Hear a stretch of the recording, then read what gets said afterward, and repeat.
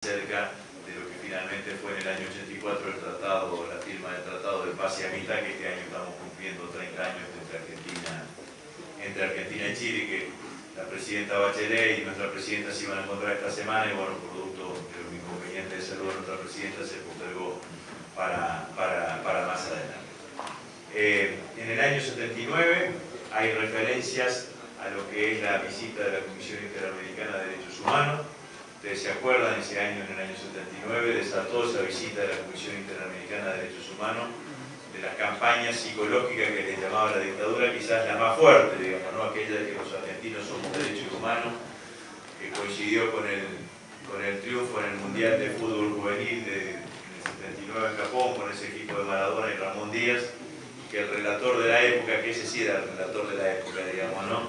Invitaba a los argentinos que habían salido a festejar el título del Mundial Juvenil que no vayan a la Plaza de Mayo, sino que vayan al hotel donde estaban los integrantes de la Comisión Interamericana de Derechos Humanos para mostrarles que los argentinos éramos derechos humanos. Tuve oportunidad este año de entregar en Washington, ante la Comisión Interamericana de Derechos Humanos, un ejemplar de las actas, y obviamente que no eran los mismos miembros, pero estábamos una historia que se recuerda con muchísima claridad en ese ámbito y recordábamos todo lo que significó en ese momento. La Junta Militar decide no atender a la Comisión Interamericana de Derechos Humanos, que le había pedido una entrevista, lo reciben los tres secretarios generales, pero sí esa visita marca un hecho que es el aumento de la presión internacional para que la dictadura dé respuestas a la cuestión de los desaparecidos. La dictadura toma nota e intenta dos caminos: un camino que decide dejar de usar el término desaparecido en los documentos oficiales y lo cambia por persona con paradero desconocido, y otro camino más institucional, que es que le piden un dictamen a la CAL, a la Comisión de Asesoramiento Legislativo, que era el remedio del Congreso, para ver la posibilidad de instaurar la figura de ciudadano con presunción de fallecimiento en el marco del Código Civil. Eso finalmente no termina saliendo, no termina apareciendo. No hay referencias explícitas en el año 82 sobre la guerra de Malvinas.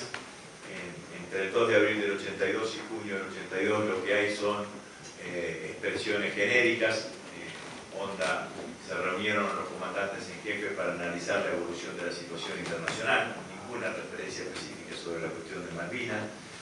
No hay referencias a quienes estuvieron detenidos en centros clandestinos de detención, sí referencias a quienes estuvieron detenidos a disposición del Poder Ejecutivo. De hecho, a la presidenta constitucional de entonces, a María Elena Martínez de Perón, algunos dirigentes políticos muy conocidos, que los que estuvieron en los 33 orientales. Hay 3 o 4 actas en donde finalmente terminan autorizando la salida del país del presidente Cámpora, ya cuando Cámpora estaba enfermo, que estaba asilado en la Embajada de México acá en Buenos Aires. Lo mismo también hay 3 o 4 actas en donde hacen referencia a la autorización para salir del país de Jacobo Timerman, que primero había estado en un centro clandestino de detención y después estaba en la cárcel militar de Magdalena, que finalmente es autorizado. En el año 83 hay muchísimas actas que tienen que ver con una cuestión específica de gobierno, y hay varias actas en donde elaboran lo que ellos denominan la Ley de Pacificación Nacional, que nosotros denominamos el decreto de automintía, que es el primer decreto que deroga el presidente Alfonsín el 10 de diciembre del 83 cuando asume como presidente.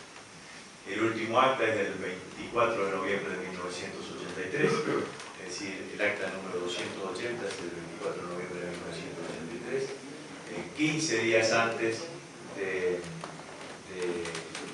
la asunción del primer presidente constitucional, de esta etapa de recuperación de la democracia. En ese acta toma la decisión, además de eliminar la junta militar, y esto es más o menos sintéticamente lo que tiene las actas. La verdad que yo aconsejo leerlas porque se leen rápido, porque son actas, digamos, no hay obviamente algunos anexos que también vale la pena leerla. El documento además está en internet, porque nosotros abrimos un sitio que se llama www.archivosabiertos.com. Allí están la totalidad de las actas, están las listas negras que encontramos y está otra documentación que fuimos subiendo que nos parece claramente interesante. Esta colección tiene 6 tomos, cada uno de los tomos reflejan los 6 biblioratos en donde se encontramos las actas, por eso los tomos no tienen la misma cantidad de hojas, digamos, ¿no? Porque en realidad lo que hicimos fue reproducir íntegramente como estaban, como los encontramos originalmente. Estaban tan prolijamente guardados que hasta había junto con ellos un índice temático, un librito de color verde, que uno entraba, por ejemplo, dice papel prensa, y dice la cantidad de actas en las cuales hace referencia a papel prensa y la cantidad y la fecha en la cual fueron realizadas, esas actas. Reflexiones finales, 4. Primero de ellas, me tocó la oportunidad de entregar las actas no solamente en muchísimos lugares de la Argentina, sino en otros lugares del mundo, ¿no?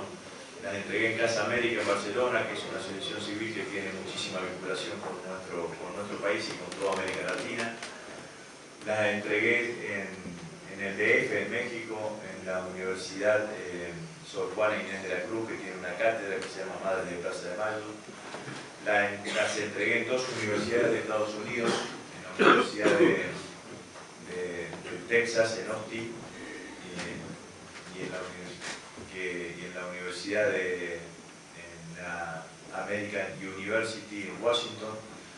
Y en todos lados, la verdad que lo que hay es un enorme reconocimiento a lo que significa la política de derechos humanos que ha llevado adelante nuestro país durante todos los años. No hay otro país en el mundo que haya hecho este proceso que ha hecho la Argentina, de enjuiciar a quienes cometieron delitos de lesa humanidad, de sentarlos frente a la justicia y que la justicia determine su grado de culpabilidad. Tenemos más de 500 que están cumpliendo condena, otros 70 o 80 fueron enjuiciados y fueron absueltos por la propia justicia. Tenemos también 40 prófugos, digamos, ¿no? que se han escapado. Los que están condenados hoy cumplen esas condenas en cárceles comunes. Entonces, claramente esa política es una política que es de fuerte reconocimiento, digamos, ¿no? Ese reconocimiento aumentaba aún cuando me veían a mí, tanto en cada uno de los lugares, acompañado por autoridades militares, porque es lo que corresponde a cada lugar en donde voy como ministro de Defensa, así que me parece que eso habla muy bien de todos nosotros, de los argentinos.